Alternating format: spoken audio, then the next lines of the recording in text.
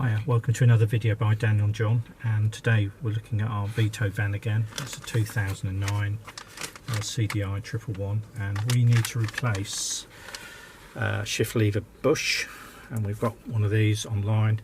I think it's about £89. You can get them Amazon anywhere, we'll put a link to on it. Now the reason I'm replacing this, if you look in here, you'll see that's a solid white circle where the new ones come in too, so you can fit them. That's worn and it's so much play in it, makes it difficult to get in gear, so we're just going to replace it. And all the grease is, you can just see that it's all dry. It's had its day. It's all original, isn't it? Yeah, so it's been a few years. But the first thing you need to do is get the gator off, which we have pulled off. We've pulled off and put somewhere because we're replacing it, so that's not that relevant. Just managed to pull it off over literally like that. The second thing we need to get off, which is quite important, is this. You can see it's moving because we've worked out a simple way of doing it. Now, I'm not going to bore with you all the efforts that we made, but the easiest way to get this off is to get hold of one of these IRWIN quick grip clamps. They're available anywhere. We'll put a link to one if we can find it. Doesn't have to be as big as this, and literally pop it on there with the rubber things on there so you don't damage it. That, and we're now going to use this as a lever, and you literally just wiggle and wiggle till it moves. Oops, there we go. And you just turn. There is no screw under this or anything like that. Not on this one. This is what it looks like. Should we show a close up? So it's got a spring in there, so look after that. Should we show the top of it as well? It's the older style one, so it looks like that. You see that? Just for reference. Initially I thought there must be something under there, but there isn't. Now, the reason it stays on so well is this is basically a serrated edge all around here, and when it pushes on it does lock on, but that's the easy way to get it off. Simple as that. There's a spring there. You might be able to get it off with your hand, but if you're having trouble, try the quick grip thing. We couldn't shift it by hand. So, we tried and it weren't coming off. And if you start putting pliers and grips on it, you're going to damage it and cause yourself probably damage in there. So just get one of those clamps, 5 or 6 quid. You can use them for all sorts of things. Next thing we need to do is remove this cover. Again, I'm not going to bore you with this, but you will need a couple of... there's a screw there, isn't there? A couple of theirs. That was 220, and there'll be a couple of others spread around. Posi drive Phillips screw in there. Yeah, there's a few around, and then we'll take that off. And then when we've got this cover off, because that's fairly simple to do, you just need to find the correct Torx bit for that, where it sits, basically. We'll come back and we'll show you us taking this to bits and replacing it. Okay, welcome back. So there was a Torx screw up the top here. They're all the same size up top here. From what we can see. Your Phillips Posi there, and there's also ones at the bottom on the left and on the right, and you have to take off this cover, and they've got little Torx screws there and there. Yeah, and that just slides away. That fits there and that pulls away. So you can't get this piece out unless you take that bottom piece off. So we're going to do that bit next.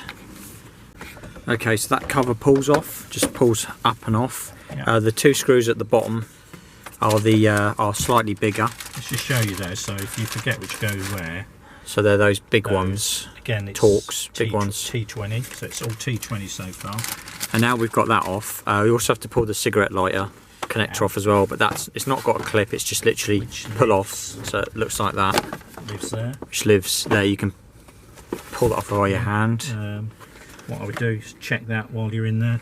Give that a clean out with some contact cleaner. Just replace it, you might as well. While you're in there, it's probably 2 or 3 quid. Obviously give that a clean.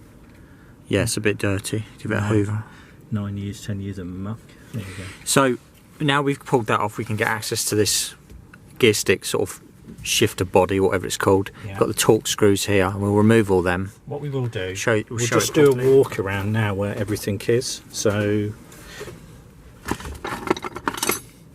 got these 2, one there and one at the back there. Don't know if you can see in there. Yeah, I can see. Oh, hang in on. there. Right in the back. Right in there, yeah. Whereabouts? It's sort of here. Okay, yeah. It's the same as that, and these just push off. Oh, the linkages in there and on there, yeah. And here there's some sort of spring, so let's have a good look at that. And the bit from the bottom goes on the top, and the bit from the top goes on the bottom. Just for reference. And it looks like a bit of a peg, so just so we know. And it looks like there's a Torx or something in there, and we'll take that out in a minute and we'll come back to you.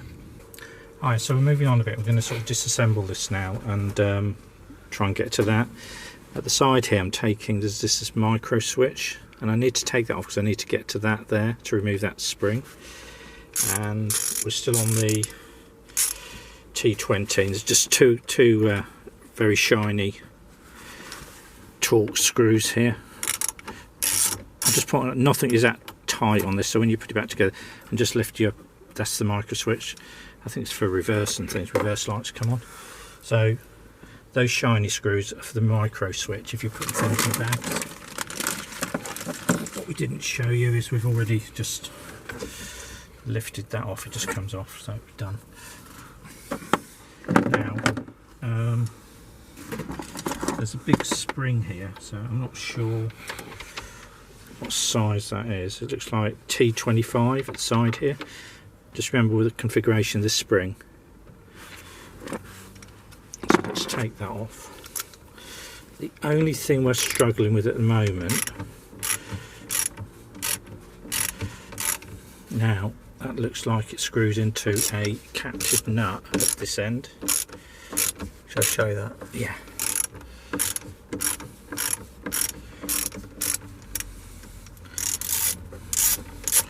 That came off fairly easy if that has come out nearly.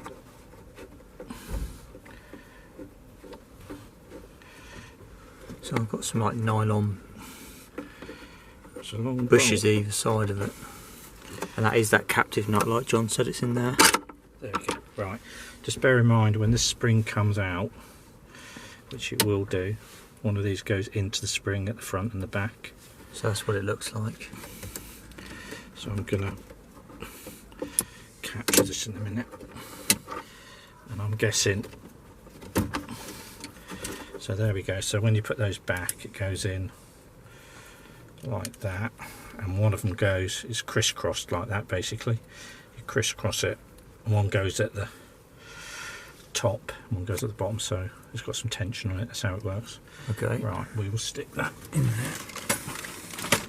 Okay, now the only thing we've had a problem with getting off are these at the moment. So we're going to see if you actually need to take them off. The linkages. They push on and push off. But in the real world sometimes it just isn't like that.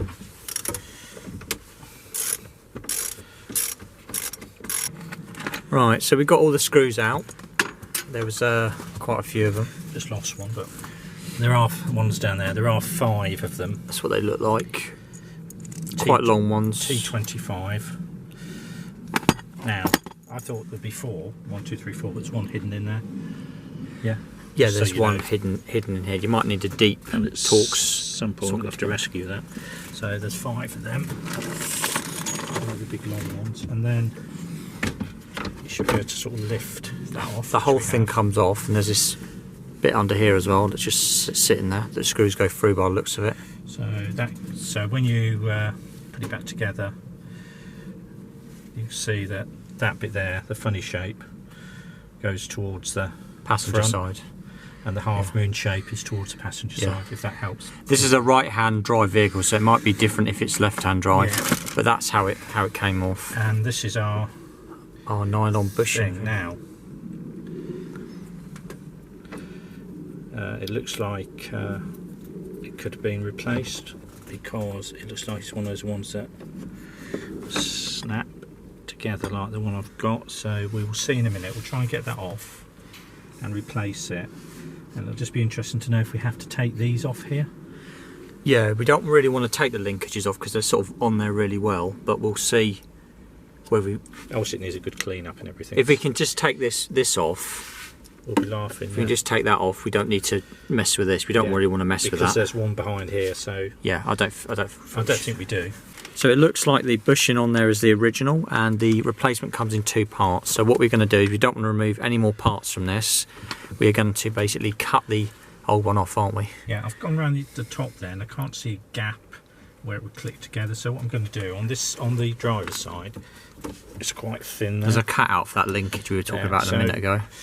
What I'm going to do is cut that. Put it off. Rather than removing anything else, we just want to get this part off and put the new one on there. Yeah. Also, it's not going to... We might have to take a little finger. So. Right. Well, it came off in 2 bits, but whether that just came off in 2 bits because it cracked because you cut it, but it looks like a single piece. Unit, yeah. So that's probably the original. And you can see the grease is basically all hardened things. Yeah. So the upshot of this is, on this model... just important to note, there is some sort of little raised part there, and here as well. So some locating. There and there. Let's just see if we can... yeah, so it looks like it's got some grooves in it, and the new one will. And it looks like they slot in like that when it goes on, so just bear that in mind. Yeah, so we tried to show you all the details of making these videos. The upshot with this and the model we've got, so it's a 2009.